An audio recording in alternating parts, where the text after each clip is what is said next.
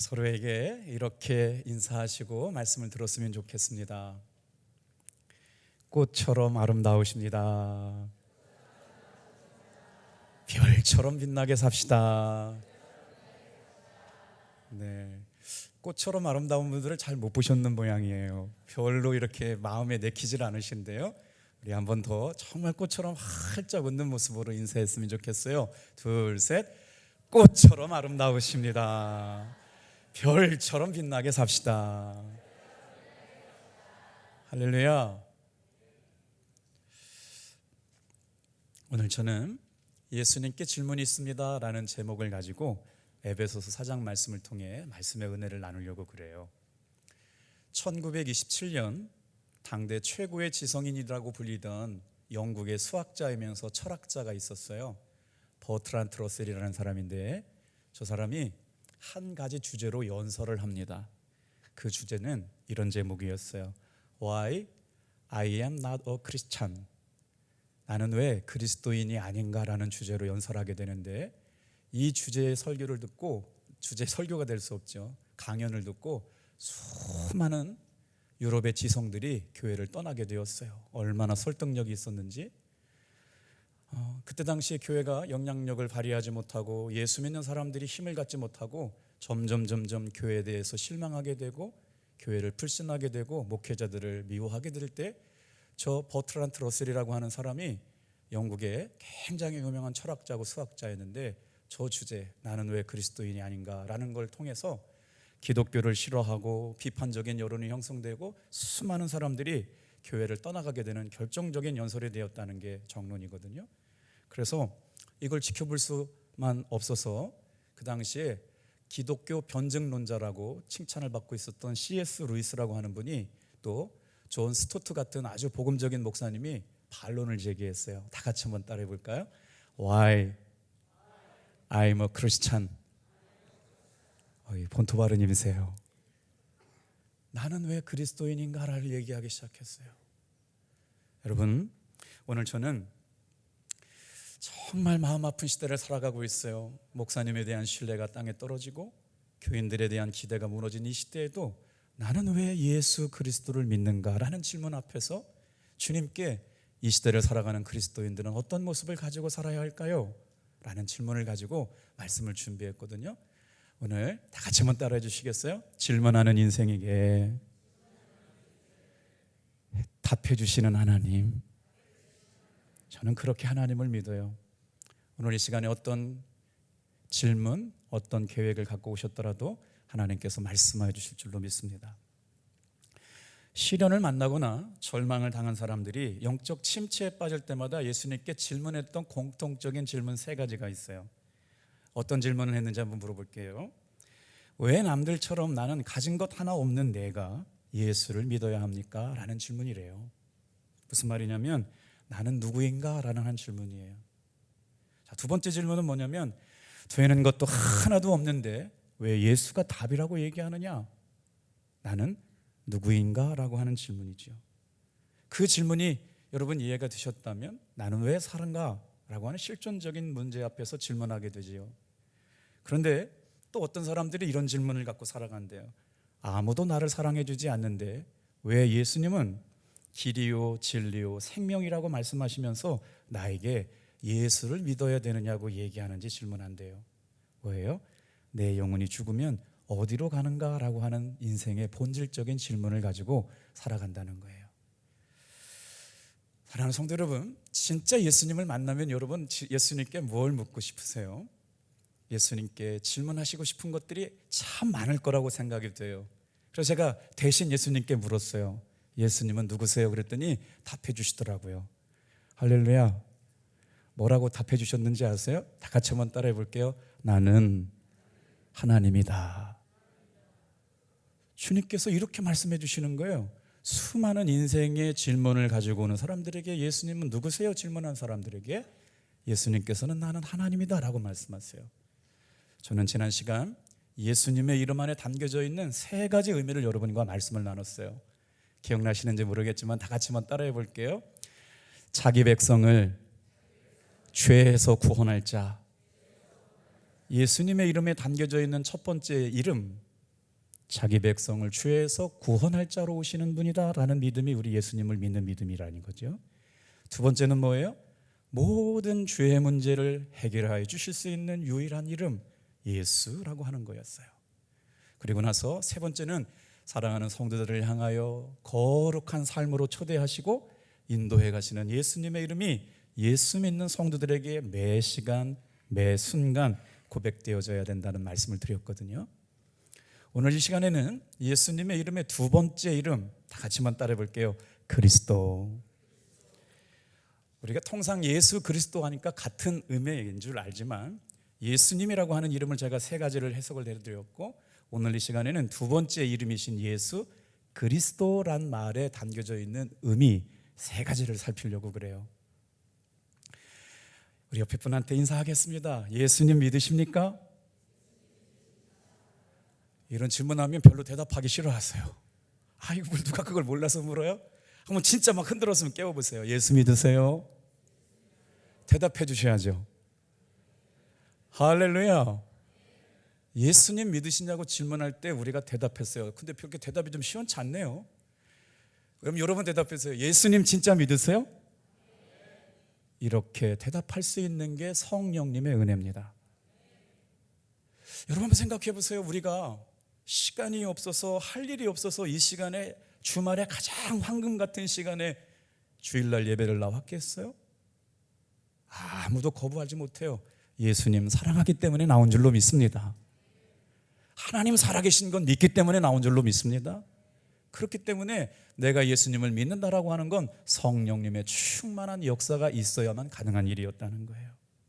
오늘 예수님 시리즈 두 번째 시간, 예수님 이름 안에 담겨져 있는 보혈, 예수님 두 번째 시간, 그리스도 안에 담겨져 있는 이름의 능력 그리스도를 묵상하게 될 텐데, 자, 다 같이 한번 따라해 볼게요. 그리스도. 성령의 기름을 부어주시는 분. 여러분, 저는 지금 너무 기대가 되고 설레요. 왜냐하면 예수님이 믿어지는 사람들을 만났거든요.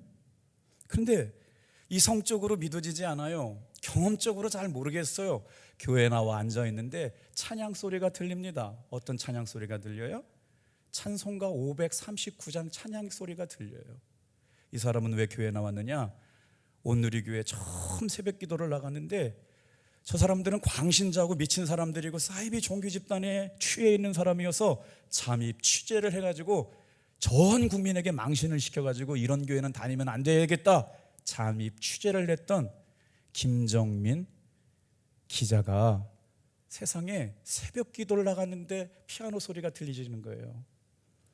너 예수께 같이 할까요? 조용히 나가 내 모든 짐 내려놓고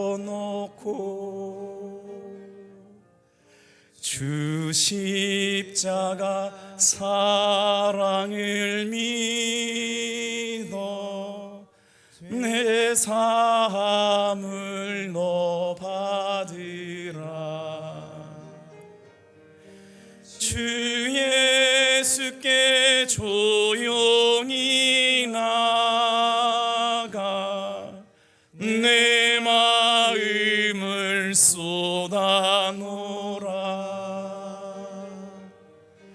늘은 미리 보시는 주니 그 은혜를 베푸시리. 반주 없이 저 혼자만 해볼게요. 너 예수께 조용히 나가 내 모든 짐 내려놓고. 이분은 한 번도 예수님을 주님으로 영접했던 사람이 아닙니다. 그런데 새벽기도 나와서 광신도들이라고 하는 사람들을 세상에 밝혀가지고 못되게 만들려고 한 마음 갖고 찾아갔던 새벽 시간에 들려오는 찬송가 539장을 들으면서 할 수 없는 눈물이 쏟아지게 돼요. 그러면서 성경은 진리고 하나님은 살아계시다라고 하는 걸 깨닫고 베이직 교회라고 하는 교회를 개척해서 여러분 KBS 사장이었던 사람이 목사님이 돼서 지금은 주의 길을 가는 사람이 된 줄로 믿습니다. 오늘 저는 이런 기대를 가지고 성령의 기름 부으심이 임하는 은혜, 수많은 날 우리는 교회를 다녔습니다. 예수님을 믿는다고 했어요. 그런데 그 은혜가 마음속에 느껴지지 않으니까 우리 신앙에 힘이 없는 거예요. 오늘 저는 주님이 주시는 감동 따라서 성령의 기름 부으심을 제가 전하기만 해도 각 가정에게 임하시게 하시는 것은 주님의 은혜인 줄로 믿습니다. 사모하시는 분만 크게 아멘 할까요? 할렐루야.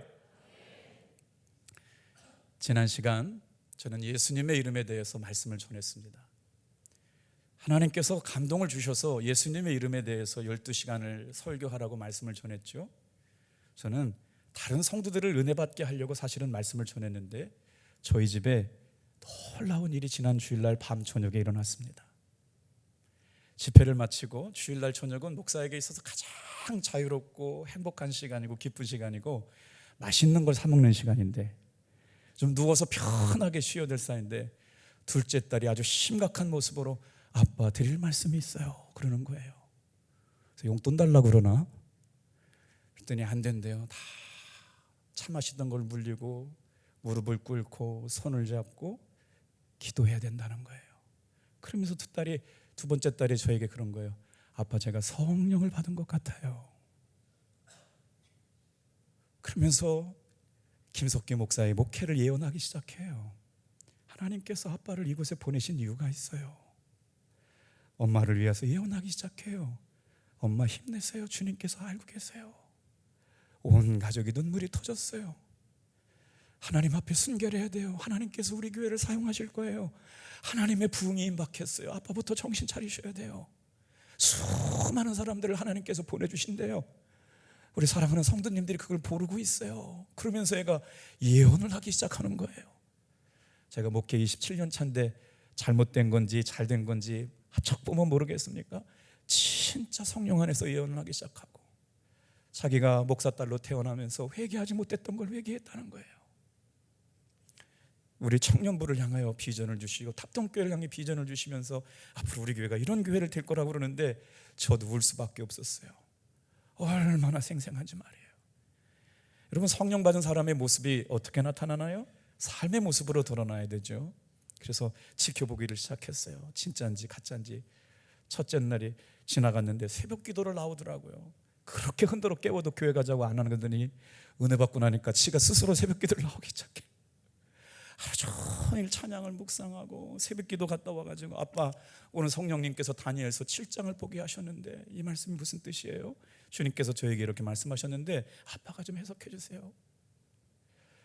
다니엘서 7장이 바벨론 포로부터 회복되게 하셨다는 예언의 말씀이 선포되는 장이 다니엘 7장이거든요. 그러면서 매 시간마다 주님이 주시는 감동을 가지고 말씀을 갖고 와요. 그리고 나서 놀라운 변화는 영어 공부를 열심히 하기 시작했어요. 그리고 진짜 놀라운 변화는 설거지를 하기 시작했어요. 죄송해요. 초점 이게 아닌데 이 녀석이 말이에요. 아주 까칠해요. 성격이. 세 녀석 중에 제일 까칠한 녀석이요. 조금 얄미운 구석이 있었어요. 첫째도 설거지를 하고 막내도 설거지 안 하는데 둘째가 설거지 안 하는데 성령 받으니까 설거지를 하기 시작하더라고요. 야, 진짜 성령 받은 거 맞구나. 여러분들 걱정하신 거 알아요? 며칠 가겠어. 그래서 기도해 주세요. 오늘 여러분 저는 그 말씀을 듣고 저 사람하고 이런 생각을 했어요. 나는 예수를 잘 믿으라고 우리 성도들에게 얘기하려고 그랬는데 주님의 마음은 김석기 목사야 너 또한 너부터 바로 서라. 방향 잘 잡았다. 내가 기쁘다. 한번 여러분 생각해 보세요. 여러분의 자녀가 성령을 받았다고 생각해 보세요. 주체할 수 없는 감동이 있더라고요. 기도할 수밖에 없어요. 그리고 나서 하나님께서 오늘 그렇다면 두 번째 시간을 통해서 성령의 기름 부으심이 선포되어질 때 어느 가정에는 성령의 기름 부으심으로 은혜 받게 하는 가정이 있겠다. 그런 기대로 말씀을 준비했어요. 여러분 어려서부터 예수님의 이야기를 들었습니다. 교회를 오래 다녔습니다. 교회 안에 늘 머물러 있었지만 예수님의 이름이 생명이 되지 못하고 신앙생활하고 계시지 않습니까? 예수님의 이름이 능력이 되지 못하고 교회 다니고 계시지 않습니까? 어머니의 태속부터 예수를 알았지만 그 이름 안에 담겨있는 능력이 내 것이 되지 못하고 그 예수님의 이름의 권세가 내 삶에 아무런 영향조차도 끼치지 못했던 신앙생활이라면 우리 한번 돌아봤으면 좋겠습니다. 그래서 우리의 삶의 현실 안에 예수님의 이름의 능력이 주시는 은혜, 다 같이 한번 따라해 볼까요? 기름 부어주심. 제가 기름 부어주심에 대한 은혜를 영어는 어노인팅이라고 이렇게 써 있어요. 말이 어렵잖아요. 어노인팅 단어는 알겠는데 도대체 성령의 기름 부으심이 도대체 뭐냔 말이에요. 예수는 믿으면서 신앙생활 하는데 성령의 기름 부으심이라는 게 삶에 나타나면 어떻게 되는가, 이걸 알게 하시려고요, 제 딸을 통해서 이게 가정 안에서 말씀으로 회복되어지는 성령의 기름 부으심일 수 있겠구나. 사랑하는 성도 여러분, 예수님 믿다가 그리스도를 만나기를 축복합니다. 그래서 오늘 저는 예수님 이름 안에 담겨있는 세 가지 그리스도라고 하는 의미를 말씀을 나누려고 그래요. 다 같이 한번 오늘 본문의 말씀을 좀 묵상해 볼까요? 에베소서 4장 말씀이세요. 에베소서 말씀은 교회가 뭔지를 가르쳐 주시는 본문의 말씀인데, 교회론에 관한 말씀을 통해서 여러분, 우리 교회가 성경에서 말씀하시는 교회다운 교회, 건강한 교회, 선교적인 교회, 주님의 갈망을 이루어드리는 교회가 되길 원하여 이 목소리로, 자기 목소리를 크게 같이 한번 읽어볼게요. 시작. 오직 사랑 안에서 참된 것을 하여 범사에 그에게까지 자랄지라. 그는 머리니 곧 그리스도라. 각 마디를 통하여 도움을 받음으로 연결되고 결합되어 각 지체의 분량대로 역사하여 그 몸을 자라게 하며 사랑 안에서 스스로 세우느니라. 이 말씀을 잘 띄워보세요.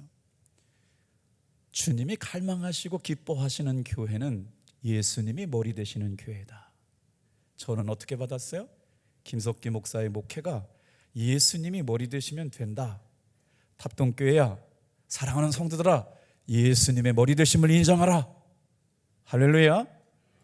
그러면 어떤 역사가 일어나느냐? 참된 것 안에서 범사에 예수 그리스도의 믿음의 분량까지 자라게 하시는데, 온 몸과 뼈마디가 연결되어서, 다 같이 한번 따라하겠습니다. 서로 도움을 받으며. 여러분, 제가 마음이 그래서 그런지 모르겠는데요, 예배 시간에 이렇게 본당 안에 들어오려고 그러는데 찬양 소리가 그렇게 은혜로울 수가 없어요. 우리 성도님들을 배웠는데 성도님들의 모습이 그렇게 아름다울 수가 없어요. 여러분, 옆에 분한테 인사하겠어요? 참 예수님 잘 믿으시겠어요? 시작. 2024년 그렇게 되기를 축복합니다. 보세요, 얼굴이 꽃처럼 아름다우시잖아요. 온몸이 각 마디를 통하여 도움을 받음으로 서로 연결되었어요. 여러분, 옆에 앉아있는 성도님이 그냥 앉아 계신 게 아니에요. 서로를 위한 제사장으로 불러주셨어요. 우리 탑동교회가 뭐라고 말씀하느냐? 교회론에서 가장 중요한 게 뭐냐? 예를 들면 이런 거예요. 저 사람은 예배 시간에 왜 졸아?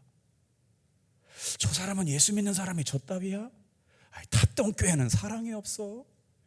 이거는요, 교회가 뭔지 모르는 거예요. 그 사람이 나하고 내가 그 사람이에요. 예수님은요, 온 성도들이 예수님 안에서 뼈마디가 서로 연결하고 도움을 주고 서로 사랑 안에서 스스로 세워감을 믿으시길 바랍니다. 우리 교회 성도 가운데 남은 없는 거예요. 예수님 안에서 모두가 한 사람으로 서로 연합되어서 오직 예수님의 사랑 안에 연결되어 있는 공동체, 이게 바로 교회인 줄로 믿으시길 바랍니다. 다른 사람, 다른 성도들 욕할 게 없다고요. 그 모습이 나의 모습이거든요. 그래서 예수님의 이름 안에 담겨져 있는 놀라운 이름이 바로 뭐냐? 자, 이때 요한복음 1장 41절 말씀에 보니까 예수님께서 사역을 시작하시면서 있었던 일이거든요. 자, 교회의 머리가 되신 예수님께서 그의 몸을 자라가게 하시고 성령 안에서 스스로 세워가시면서 예수님을 만난 사람들이 예수님을 만나고 나서 뭐라고 고백해요? 성령님을 만난 사람이 성령님을 만난 사람 보고 뭐라고 고백해요? 주일날 예배를 드리고 성령의 충만한 가운데 하루를 시작하고 한 주를 시작하는 성도 여러분, 여러분이 주님의 얼굴이 되기를 축복합니다. 누가 예수님을 만났어요? 안드레가 예수님을 만났습니다. 예수님의 사역이 시작될 때 요한복음 1장 41절 때가 그때예요. 같이 읽어볼까요? 시작. 그가 먼저 자기 형제 시몬을 찾아 말하되 우리가 메시아를 만났다 하고, 메시아는 번역하면 그리스도라.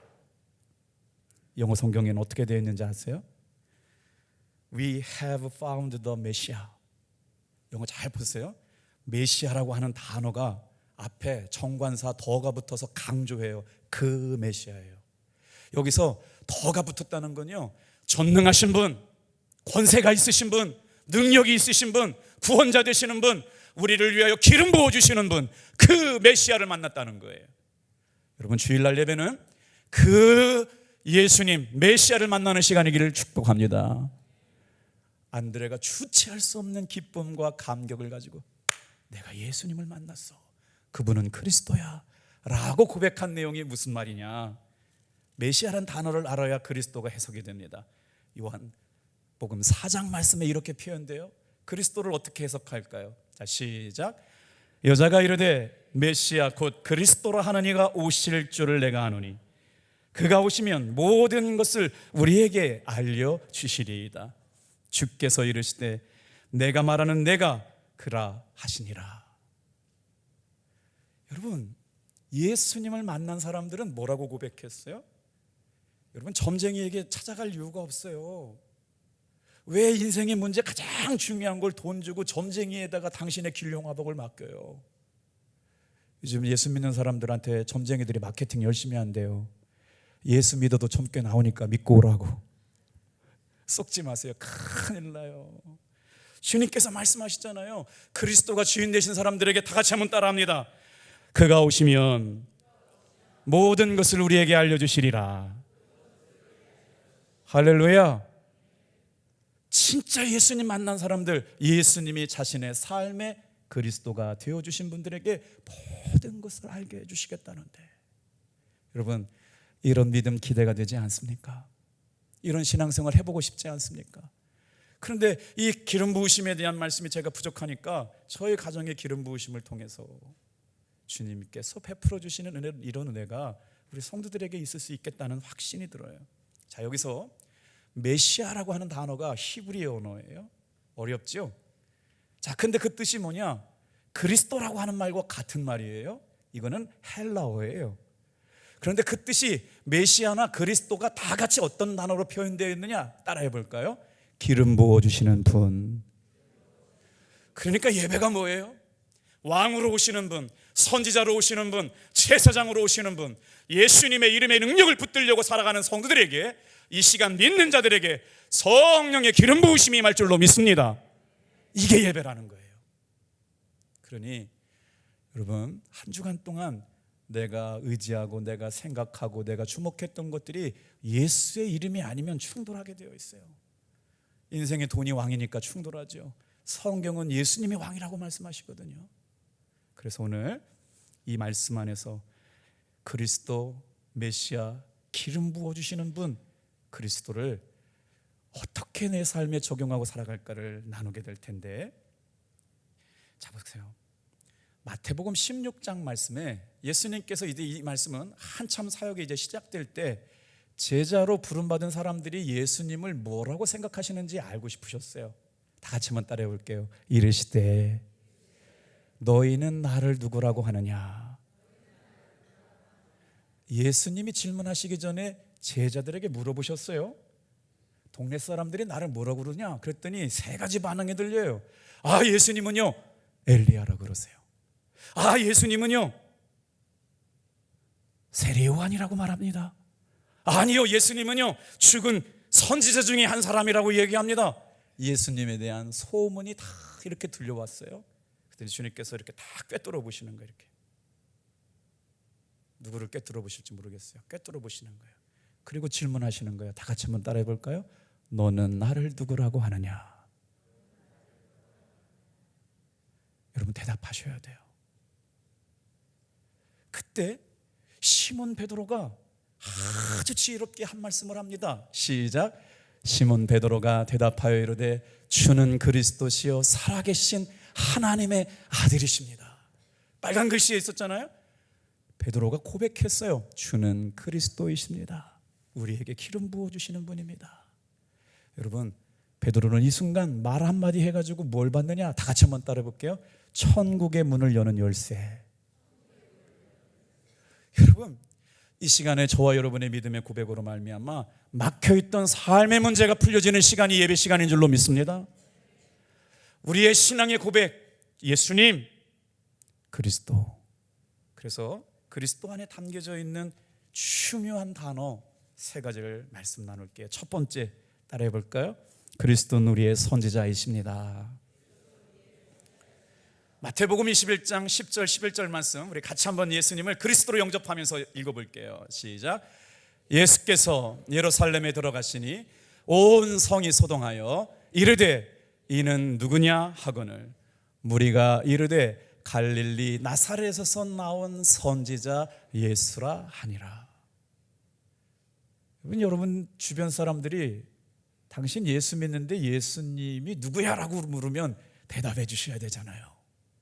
내가 믿는 예수님은 갈릴리 지방에 오신 선지자로 오신 그리스도셔. 말은 이해가 됐는데 무슨 말인지 설명을 드려볼게요. 자, 선지자라고 하는 히브리어 단어는 무슨 말이냐면 따라해 보실래요? 하나님의 입. 그러니까 예수님께서 왜 선지자로 오셨느냐? 하나님의 입을 대신하여 말씀을 선포하시기에 오신 거예요. 이해되셨으면 아멘. 예수님의 말씀이 곧 하나님의 말씀이 되는 거예요. 성경 여러분 펼쳐보세요.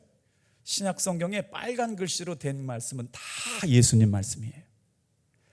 예수님의 말씀이 삶의 시작이고 예수님의 말씀이 여러분의 결론이 되기를 바랍니다. 이게 예수님을 선지자로 모시고 살아가는 신앙이에요. 성경은 사랑하는 성도들에게 그리스도라고 하는 예수님의 이름을 가르쳐 주시면서 예수님의 말씀이 하나님의 말씀이 되게 하셨어요. 새초부터 새말까지 저와 여러분의 삶에 예수님의 말씀이 시작이 되고 결론이 되기를 주님의 이름으로 축복합니다. 그리고 나서 예수님은 우리에게 물으시는 거예요. 옆에 분에게 인사할게요. 이것을 내가 믿느냐? 대답하셔야 돼요. 그리스도 예수를 네가 믿느냐 물으시는 분한테 대답하셔야 돼요. 두 번째, 예수님은 우리에게 어떻게 오시는 분이냐? 다 같이 한번 따라해 볼게요. 그리스도는 우리의 왕이십니다. 누가복음 1장 31절부터 33절까지 왕으로 오시는 예수 그리스도에 대해서 말씀하고 있어요. 우리 같이 한번 왕으로 영접하면서 믿음의 고백을 담아서 같이 읽어볼게요. 시작. 보라, 내가 잉태하여 아들을 낳으리니 그 이름을 예수라 하라.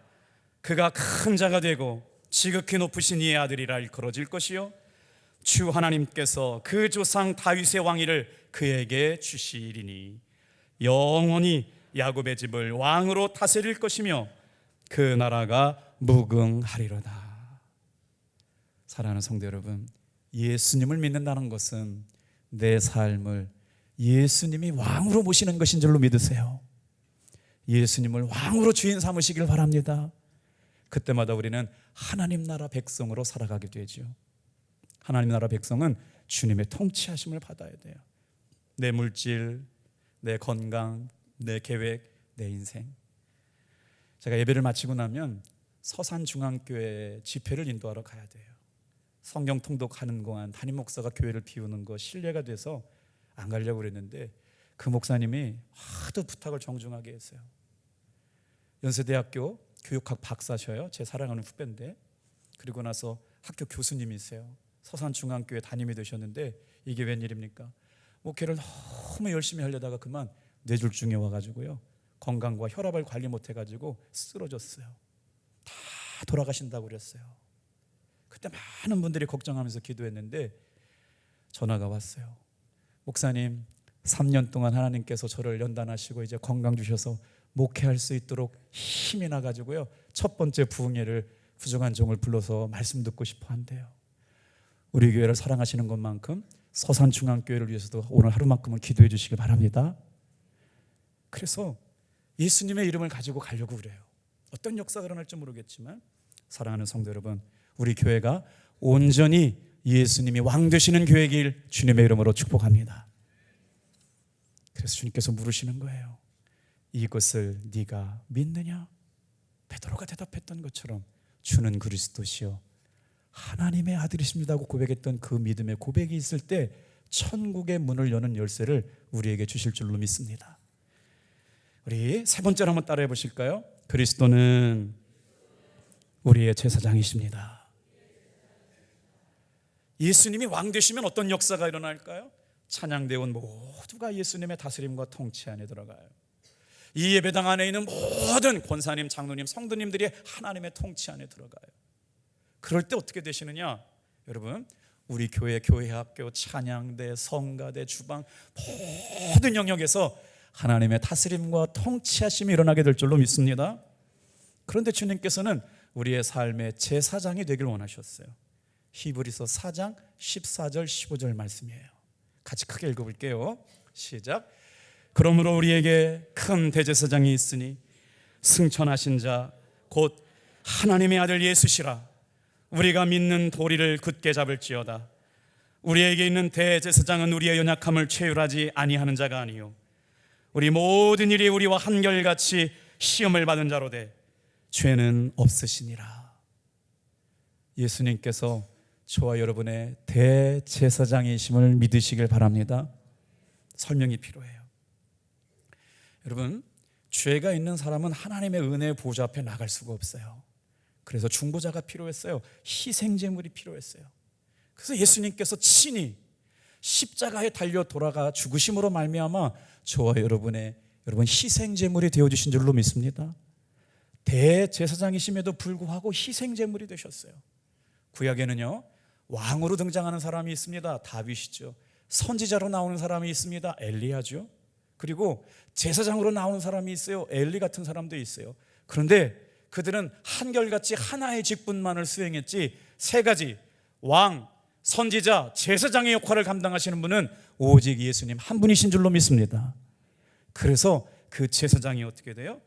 하나님께 나아갈 수 있는 유일한 길을 열어놓으신 분, 죄가 없으시지만 허물 많고 죄 많은 우리를 하나님께 나아갈 수 있는 길을 열어놓으신 분이 예수님이신 줄 믿고 그리스도 고백을 통해 성령의 기름 부으심이 가정과 기업에 넘쳐나는 한 주 되시기를 주님의 이름으로 축복합니다.